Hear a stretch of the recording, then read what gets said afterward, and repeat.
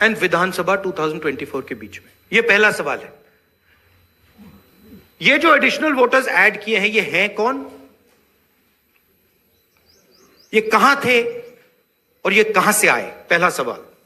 दूसरा सवाल, बहुत महत्वपूर्ण सवाल, महाराष्ट्र का पॉपुलेशन सरकार के मुताबिक, महाराष्ट्र का अडल्ट पॉपुलेशन सरकार के मुताबिक 9.54 करोड़। महाराष्ट्र का adult population 9.54 crore. Election commission के मुताबिक महाराष्ट्र में 9.7 करोड़ वोटर्स हैं। इसका मतलब इलेक्शन कमीशन कह रहा है, देश की जनता को कह रहा है, देश के युवाओं को कह रहा है कि महाराष्ट्र में एडल्ट पॉपुलेशन से ज्यादा वोटर्स हैं। यह कैसे हो सकता है?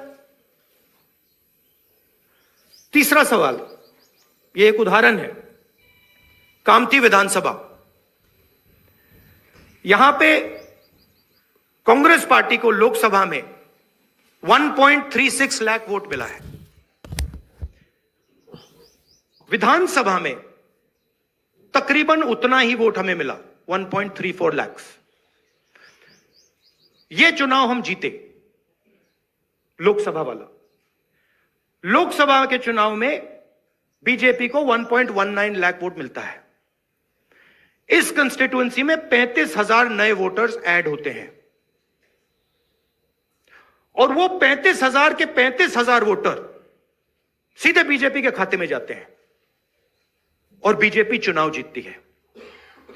यह एक उदाहरण है, ऐसे महाराष्ट्र में अनेक उदाहरण हैं।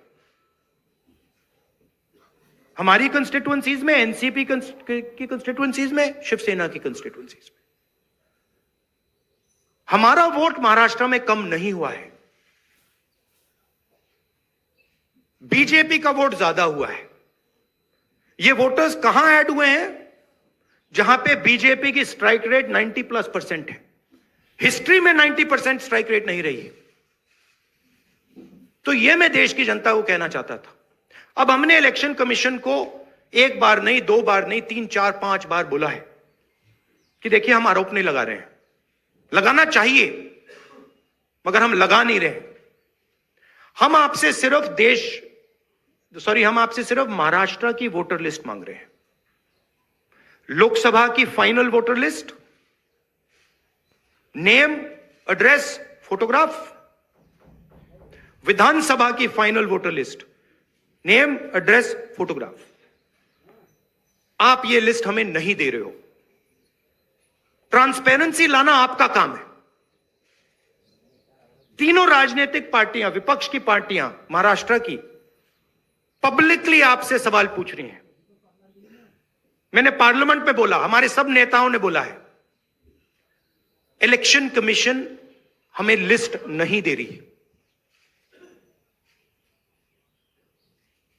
उनकी जिम्मेदारी बनती है कि जल्दी से जल्दी लोकसभा, विधानसभा महाराष्ट्र की लिस्ट वो NCP, Shiv Sena and Congress party को पकड़ा दें, क्योंकि हम इस मामले को आगे ले जाना चाहते हैं।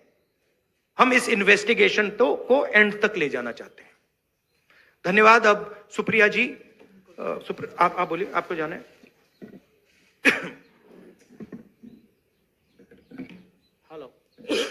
हेलो,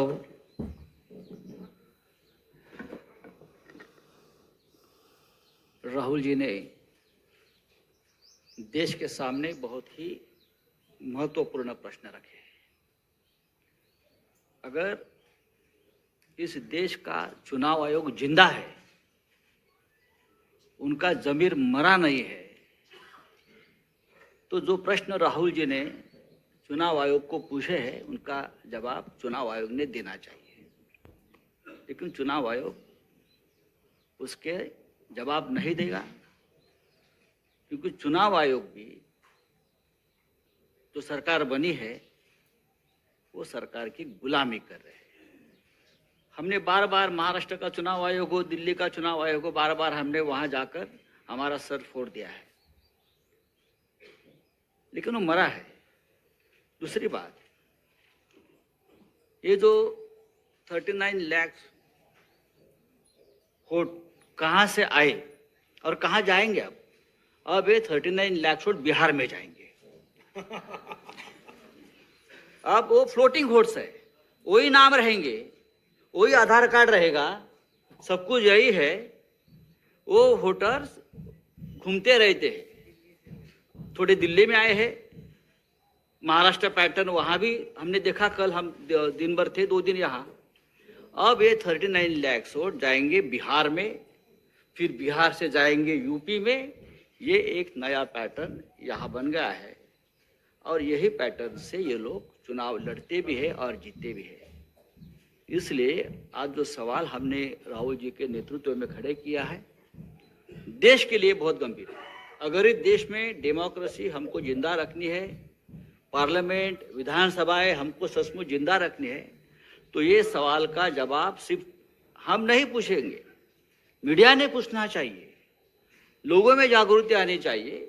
हम तो लड़ने वाले लोग हैं, हम लड़ेंगे ही, लेकिन महाराष्ट्र की जो बात है, वो कैसे जीते और हम कैसे हारे, हमको हराया गया किस प्रकार से, ये मुद्दा राहुल जी ने देश के सामने लाया है। मैं बार बार चुनाव आयोग से अपील करूंगा कि आप उठिए, कफन निकालिए, आपके ऊपर जो कफन डाल दिया है सरकार ने, उठाकर आप ये सवालों का जवाब दीजिए। Thank you.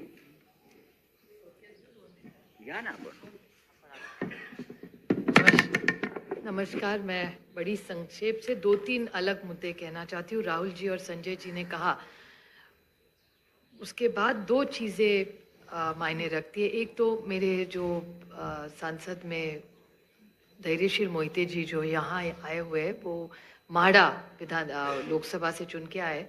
उनके ही सोलापुर जिले में उत्तम जानकर जी इस बार हमारे विधायक बन के आए।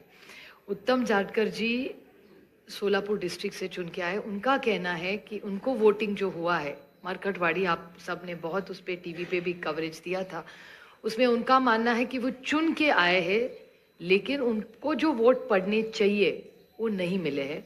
तो वो फिर से जीते हैं, फिर भी री इलेक्शन चाहते हैं और कह रहे हैं कि बैलेट पे लिया जाए। उन्होंने उनके गांव में, उन्हें पूरे निर्वाचन क्षेत्र में सब मान भी गए, लेकिन वहाँ पुलिस भेजी गई और पूरा प्रोसीजर रुकवाया गया।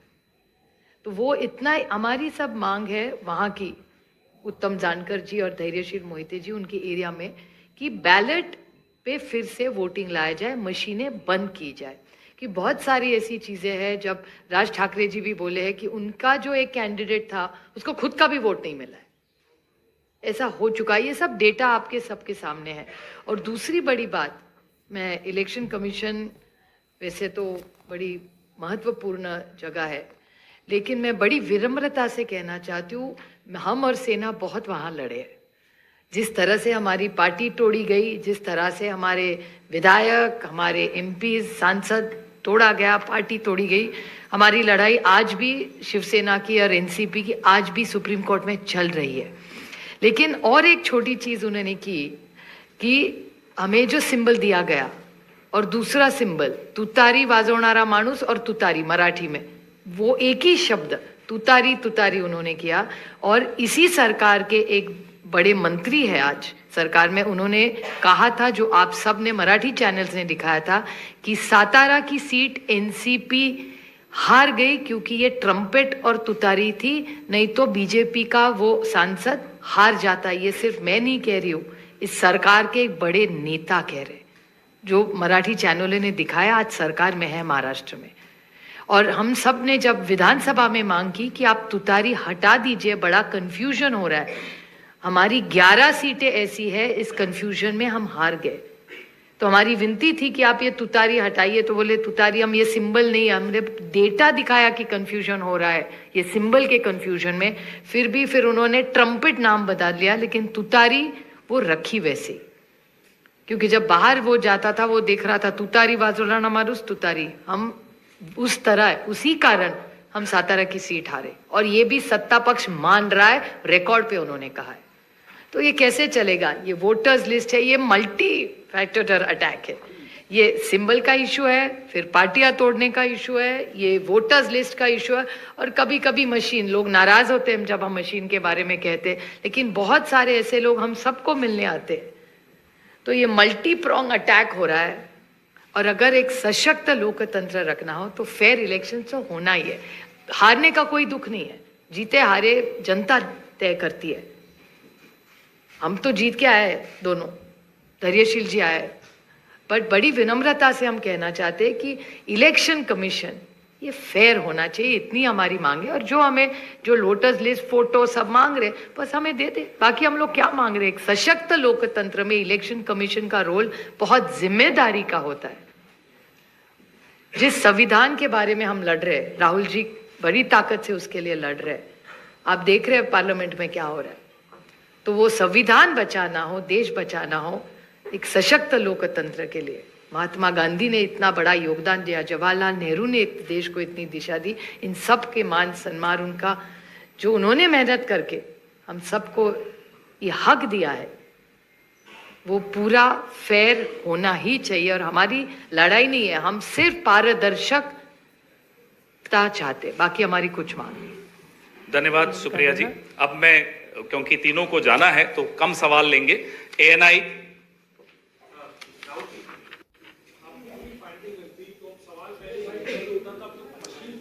मशीनरी पे हो रहा है, अब तो सवाल पूरी मशीनरी पे हो रहा है। इसको आगे लेके कैसे जाएंगे, क्या रास्ता बचता है आप लोगों के पास?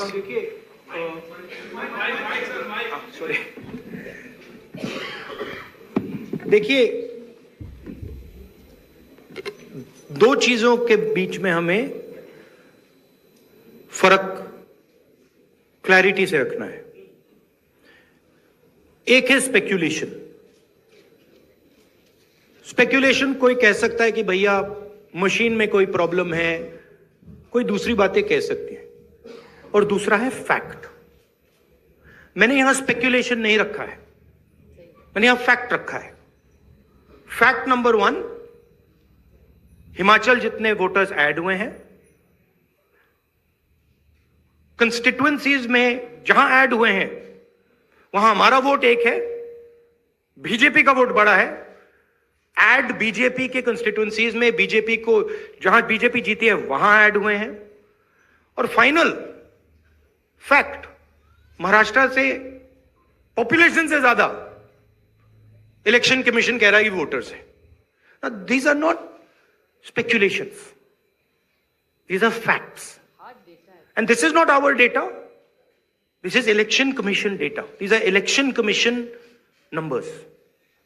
अब हम कह रहे हैं कि अनोमली तो फैक्चुअल अनोमली है, और अगर आप चाहेंगे मैं आपको लिस्ट दे दूंगा और कंस्टिट्युएंसीज जहां ये हो रहा है, जहां क्लियरली वोट ऐड हुए, हमारे अलायंस की वही वोट है, एडिशनल वोट से बीजेपी जीत रही है। 90+% strike rate. What is the exact strike rate? 90% strike rate. Okay, these are facts. Now, Election Commission is the final authority.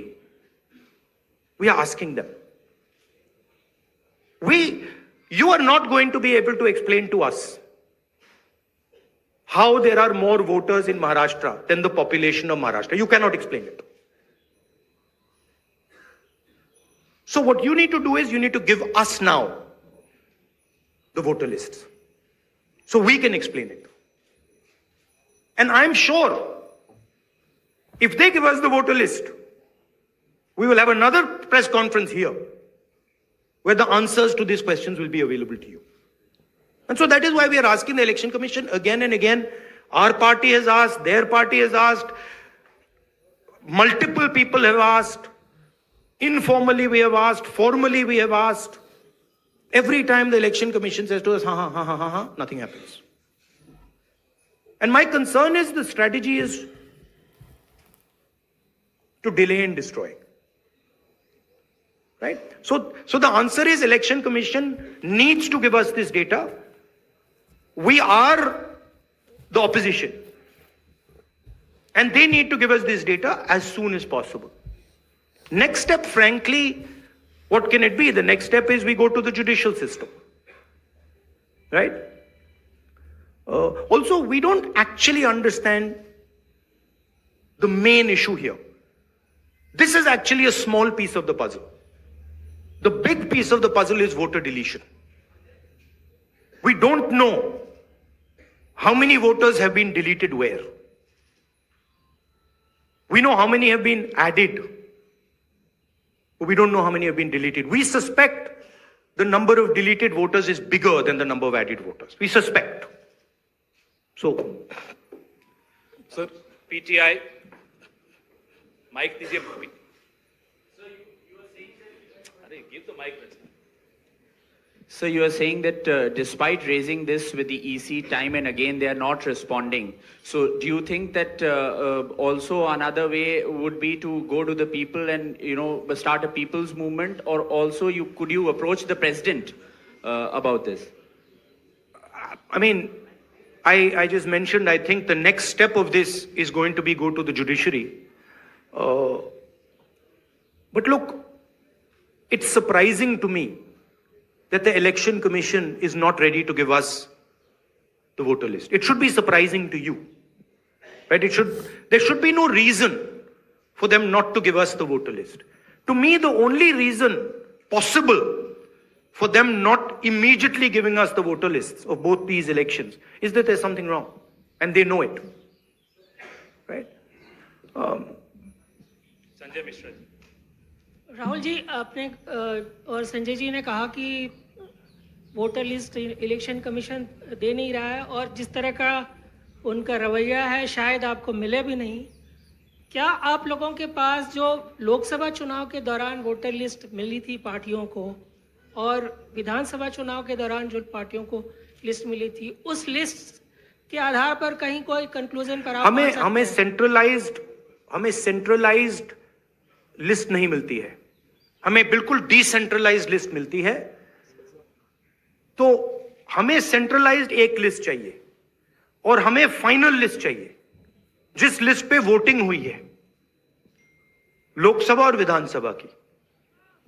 बड़ा सिंपल सा है, 15 सेकंड में भी ये इलेक्शन कमीशन हमें ये दे सकती है, बट नहीं दे रही है। मौसमी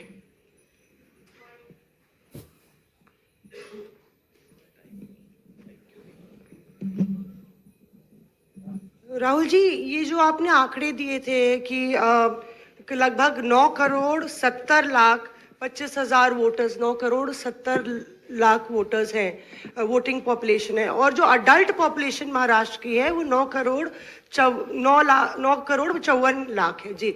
तो ये जो सेंसस क्योंकि 2011 में हुआ है, क्या हम लोग को इसकी सोर्स पता चल सकता, और क्या वो प्रोजेक्टेड पॉपुलेशन है 5 साल की अंदाजन निकाली गई है? That is the Union Ministry of Health and Family Welfare data. Right? So that is normally क्या होता है, जितने वोटर्स होते हैं उतने वोट ऑलमोस्ट कभी नहीं करते हैं। नॉर्मली अगर आप किसी स्टेट में देखें तो 85%, 87% कर जाते हैं ऑफ टोटल वोटर्स। यहां पे आई थिंक 102% कर गए। नहीं, हाउ मच, कितना है ये? 102% कर गए।